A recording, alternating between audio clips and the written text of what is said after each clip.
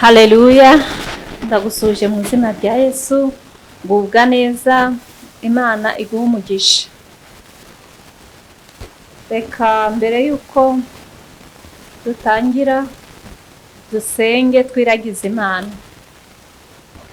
Uhoraho Mana yacu, Mana isumba byose, nyiri cyubahiro, nyiri gitindo, Uwiteka turagushimye ko turi amahoro, turagushimye uyu mwanya mwiza tuje imbere yawe, turakwinginze ngo tweze udutunganye, ari njyewe ubumbura akanwa ukivugira, n'abateze amatwi twese duhana umugisha, twejesha amaraso ya Yesu Kristo, duhora ducumura Umwami Imana, duhora duteshuka, turakwinginze tubabarire kubw'imbabazi zawe nyinshi zibanganya ibicumuro byacu, nyaguhora ku ngoma we, ndakwinginze ngo duhe umwuka wera, mwuka wera natwigishe, mwuka wera naganze, imbaraga z'ijuru ziganze, turaguhamagaye Data, Umwana n'umwuka wera, twirukanye gukora kwa Satani, twirukanye imbaraga z'umwijima, mu izina rya Yesu Kristo rifite imbaraga.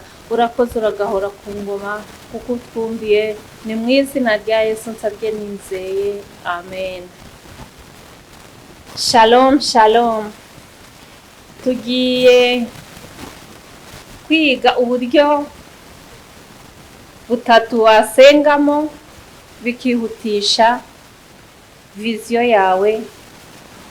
Imana hari icyo yakubwiye mu iyerekwa, hari icyo yakubwiye igutumyeho umuhanuzi, ariko ukareba ntigishika, ugategereza ukabona ntikigera, ukabona nturi kugera mu masezerano, ukabona nturi kugera ku cyo ugambiriye kugeraho. Tugiye kureba uburyo wasengamo, wakoramo, noneho bikihutisha intumbero yawe, hahandi wumva ugiye kugera, hahandi uhora wumva ushaka kugera, hahandi utekereza ku manyana n'ijoro ukahagera. Icya mbere ni ugusenga udaca ukubiri na instruction, amabwiriza Imana yaguhaye. Ibuka, Imana iguha isezerano, hari amabwiriza yaguhaye ugenderaho. Ibuka niba ukiyagenderaho nk'uko Imana yaguhaye, cyangwa niba waratatiriye ukajya ku ruhande ugakora ibyo wowe wifuza atari ibyo Imana igushakamo. Gukora ibintu uciye ukubiri na instruction bidindiza vision yawe, bituma utagera hahandi wari utumbereye wumva ushaka kuhagera, ukadindira, ukagwingira, ntubashe kuhagera. Mu gutegeka kwa kabiri igice cya 11 ku murongo wa mbere aratubwira ngo nicyo gituma ukwiriye gukunda Uwiteka Imana yawe, ukajya witondera ibyo yakwihanangirije n'amategeko yayo. Hari ibyo Uwiteka yakwihanangirije, ibyo Uwiteka yanyihanangirije sibyo yakwihanangirije, sibyo yihanangirije undi. Wishaka gukora ibyo uriya yakoze ngo uriya arabikora we bigakunda, isezerano rye rigashika, aho yarashaka kugera akahagera, ariko uburyo agendamo sibwo Imana yakuhaye kugendamo. Genda wowe ubwawe muri instruction Imana yaguhaye, ba wowe, wishaka kuba undi kuko ntawe ushobora kuba undi niyo mwaba muvukana. Ngo ukajya witondera ibyo yakwihanangirije. Ibuka ibyo Uwiteka yakwihanangirije, uracyabigenderamo. Uko yakubwiye kugenda ni kugenda, n'amategeko yayo n'amateka yayo yagutegetse iteka ryose. Vision ni urugendo, si ikintu kikwituraho ahubwo birahindagurika. Menya neza ko Satani agutera ibitero byinshi kugira ngo uve mu murongo ya ntumbero wari utumbereye kugeraho we kwigeraho. Niyo mpamvu nuhura n'ibitero ugomba gufokasinga ati mpaka ngeze hahandi ntumbereye. Nta mpamvu yo gucika intege, nta mpamvu yo gusubira inyuma. Niba uhuye n'ibitero, isezerano ryose rirageragezwa. Bya bitero nuhura nabyo, menya ngo ibi bitero mpuye nabyo, ese ngiye nakomeye mu mabwiriza, ibyo Uwiteka nyihanangirije nabigumyemo? Niba warabigumyemo, hangana n'ibyo bitero, ukomeze imbere, ntusubire inyuma. Ariko niba uri kubona ukibuka ugasanga hari ibyo wateshutse, hari ibyo utagenze uko Uwiteka yakubwiye, subira ku isoko, subiza agatima impembera, urebe yuko utari kubyubahiriza, noneho ubyubahiriza. Wibuke icyo Imana yavuganye nawe bwa mbere, ikubwira ngo uzaba iki, uzakora ibi. Niba waratamye, garuka, subira mu murongo, subira mu nzira Imana igushakamo. Wishaka kubona undi ageze mu isezerano rye vuba, nawe ngo urashaka ibya vuba vuba, ngo urashaka gukora nk'uko nawe akora. Hoya, ba wowe. Kwigana ni ikintu gituma intumbero yawe udindira mu nzira. Wari ugiye kugera mu masezerano ukadindira kubera iki? Washatse kwigana. Yenda Imana yaraguhamagaye, irakubwira ngo genda wigisha abantu, ubahugure, uhane, uteshe. None wumvise undi arigisha, akigisha ibitangaza bya vuba vuba, bakamuyoboka, ukabona ibintu biragenda neza, ati nanjye reka mwigane. Icyo gihe kuko utakurikije instruction Imana yaguhaye, uzadindira, uzamwigana, ariko ntibizakunda, ntago bikunda. Uzatangira kwishakishiriza uburyo bwose uri buhanure kugira ngo wemerwe, kandi mu muhamagaro wawe ntago byari birimo. Muri instruction Imana yaguhaye ugenderaho ntago birimo. Muri Ezekiyeli igice cya 13 ku murongo wa 26 aravuga ngo nicyo gituma umwami Uwiteka avuga ati, dore nibasiriye impigi zanyu. Nicyo gituma mutazongera kubona ibyerekanwa by'ubusa cyangwa kuragura ibinyoma, kuko wagiye ugatambikira, ntunyure mu mabwiriza Imana yaguhaye. Uzagenda uvuga ibinyoma, uzagenda wigana, udindire, ugwingire. Ni hahandi Imana yari yaguteguriye, ikwizeye kwera umuneke mwiza. Noneho Imana ikavuga ati, ko nateganyaga ko bazera imineke myiza, bakaba beza indibu, ugahombera Imana.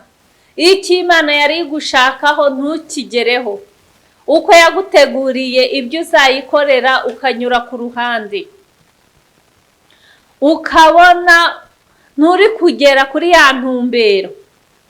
Reba neza, niba instruction uzubahiriza bya bindi yakwihanangirije.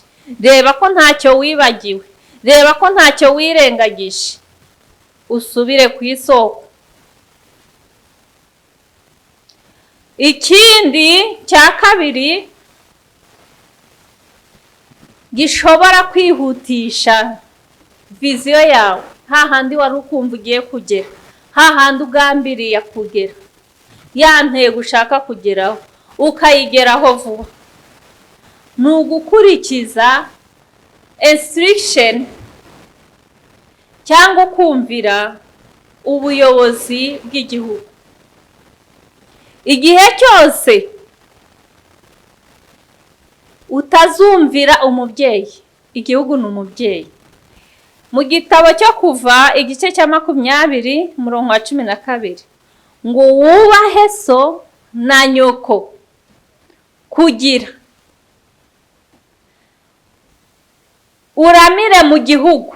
Uramire he? Mu gihugu. Ahangaha so na nyoko ni umubyeyi, umubyeyi ni igihugu. Uzaramira mu gihugu kuko wubashe instruction z'igihugu. Uzagera hahandi wifuza kugera ari uko wubashe, wagendeye ku mategeko n'amabwiriza y'igihugu. Igihe cyose utubashe amabwiriza y'igihugu, ntabwo wasenga naho wakwihirika ukayisenga ukihirika bingana iki.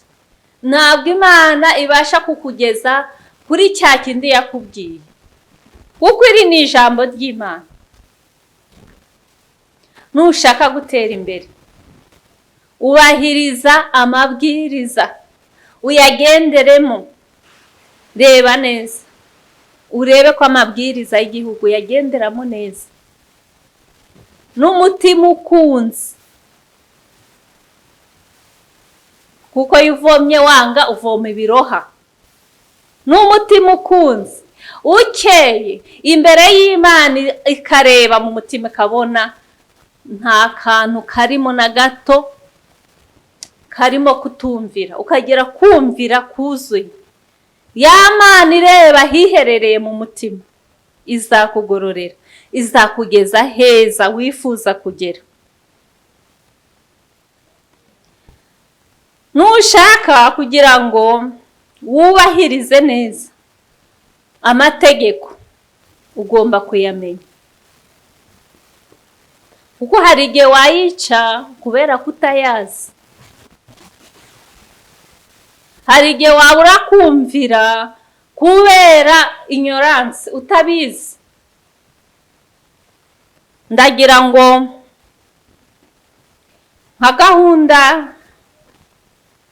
y'igihugu yo kwihutisha iterambere, niba ushaka gusobanukirwa kugira ngo ubashe kubahiriza neza amabwiriza y'umubyeyi, wajya kuri Google ukandikana ST2 na ST2, ukareba amabwiriza yose arimo, ukareba gahunda yo kwihutisha iterambere. Imana yakubwiye ko izakuzamura. Ijambo ry'Imana rikatubwira ngo tuzaba umutwe ntituzaba umurizo. None nutamenya gahunda yo kwihutisha iterambere, urumva uzaba umutwe biciye he? Ntabwo ari ukuvuga ngo ndabyizeye gusa ukiyicarira, ahubwo ni ugukora. Imana irashaka ko dukorera hamwe mu bumwe kugira ngo iduteze imbere. Imana ntabwo ikunda nyakamwe, ahubwo iyo mukoreye hamwe. Umugozi w'inyabutatu ntiwapfa kuwuca, uba ukomeye. Ngaho noneho ureba abantu bahurije hamwe bagakorera hamwe, buri wese agafata aho ashoboye, ukareba domene yawe aho ushoboye. Nusoma iki gitabo kiraboneka, wagisoma kuri Google, wakibona mu Kinyarwanda, mu Cyongereza, no ku turere birahari. Nugisoma uzasobanukirwa, umenye aho ufata, aho ushoboye. Ndafata he? Ese ni mu burezi, mu mibereho myiza, mu bukungu? Uramenya aho ushoboye. Ariko nutabimenya ngo ubisobanukiwe, bizakwituraho. Ugomba no kumenya ibigukorerwa, nawe ugashyiramo imbaraga aho ushoboye. Nigeze kugira iyerekwa, mbona turi gukora umuganda. Twasaga n'abaterura amabuye, buri wese yafataga ibuye ashoboye, kandi buri wese ari busy ku murimo.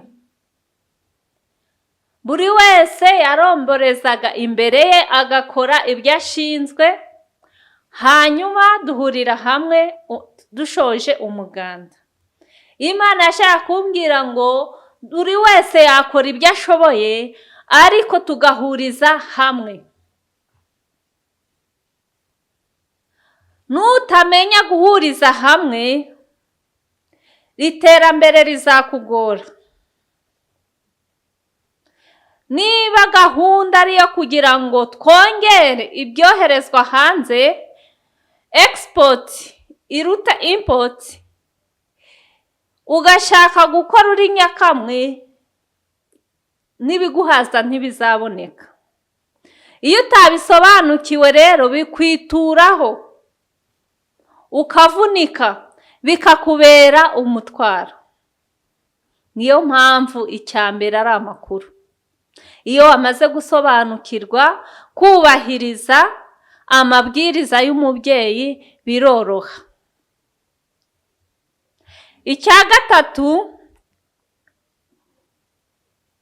kizatuma wihutisha intumbero yawe, aho ushaka kugera ukahagera vuba, ni ugusengera iyo vision yawe. Bisengere, kuko Satani arakurwanya, arashaka kukudindiza, ntashaka yuko utera imbere, ntashaka kugera aho Imana yagenye kugera. Niyo mpamvu ukwiriye gusenga, ugasengera intumbero yawe cyane, ugashaka strategy zose kugira ngo uhagere, usenga kandi wizeye. Iyo udasenga, kwizera gucika intege.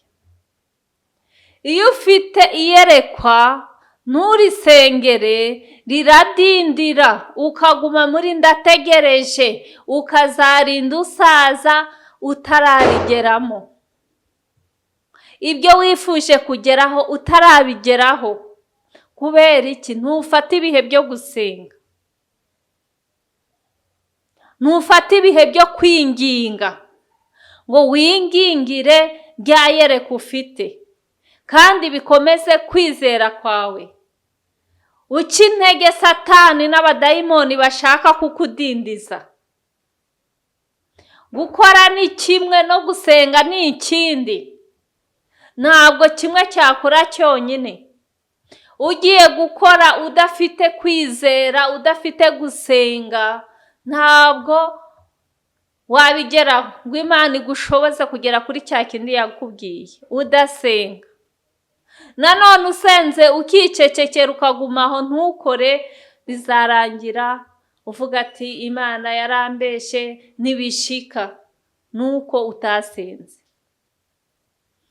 Gira umwete rero wo kureba ko instruction Imana yaguhaye wazigendeyemo. Urebe kandi ko instruction z'igihugu uzigenderamo.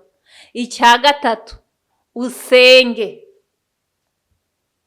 usenge wingingire cya kintu ushaka kugeramo, kandi ugire kwizera. Muri kwa gusenga niho ukura imbaraga zo kwizera. Iyo utasenze, kwizera kurayoyoka ukabivamo. Imana iduhana umugisha, itubashishe kwibuka aho tutagenze neza, aho twatatiriye tugaruke, tugire kuyumvira, kandi tugire gukora, dushyire mu bikorwa, dufate ingamba zo kugira ngo tugere mu iyerekwa dufite, mu izina rya Yesu. Amen.